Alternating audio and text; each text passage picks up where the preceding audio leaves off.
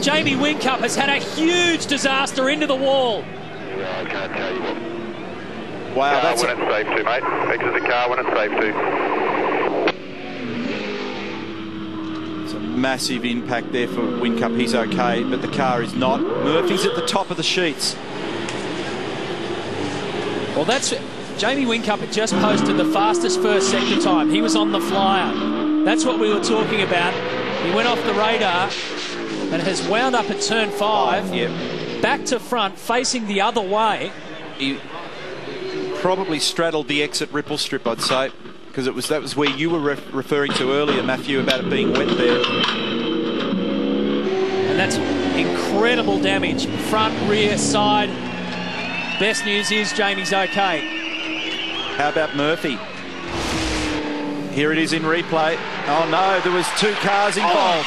It was Todd Kelly and Jamie Whincup. It was Todd that ran wide. Wow, what a shame.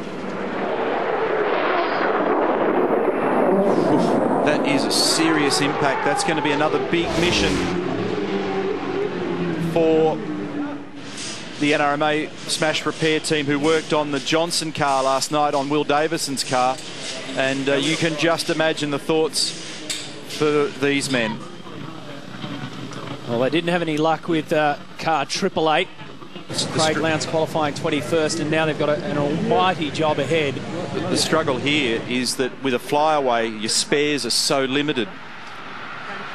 Looked to me as though Todd just didn't see him as he tried to rejoin the race. But he's that busy recovering from his own incident that the traffic's the last thing on his mind. So he was actually in the middle of a big understeer slide and then slid off the ramp of the ripple strip. So it's going to take a moment to clean this up. Good news for the Kiwis. Murphy at the top of the charts. This car to be returned to pit lane. It obviously isn't going anywhere for a while. Over. It's Tim Schenken. He's actually talking about this car. The point that I was just going to tidy up on then is that you could be outside the top 10 very, very quickly. So I think there'll be a mad scramble here if in fact they do restart the remaining 2 3/4 minutes. Done a quick and good job here of the rapid recovery of Jamie's car. So sad to see $500,000 of machinery damaged like that, and the clock is running. So that suggests to me, while the red flags and the red line remains on our computer timing with the clock running, they're going to run it down to 0 and not restart this session. Jamie's just been given a heads up to go and get a medical check.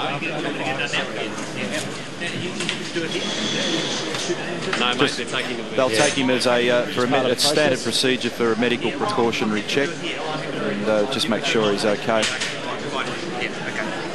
They're not restarting this session because they get 5 minutes of a buffer. That 5 minutes has been used, and then the clock begins to run again. So what I thought was right. The red flag remains out. The computer timing's frozen. However, the clock is ticking down to wind down this session. So that means that the top 10 is secure. Greg Murphy will take the fastest time into the last leg of qualifying. Rick Kelly, Garth Tander, James Courtney, Fabian Coulthard, Michael Caruso, Lee Holdsworth, Stephen Richards, Cameron McConville and Mark Scaife make up the top 10.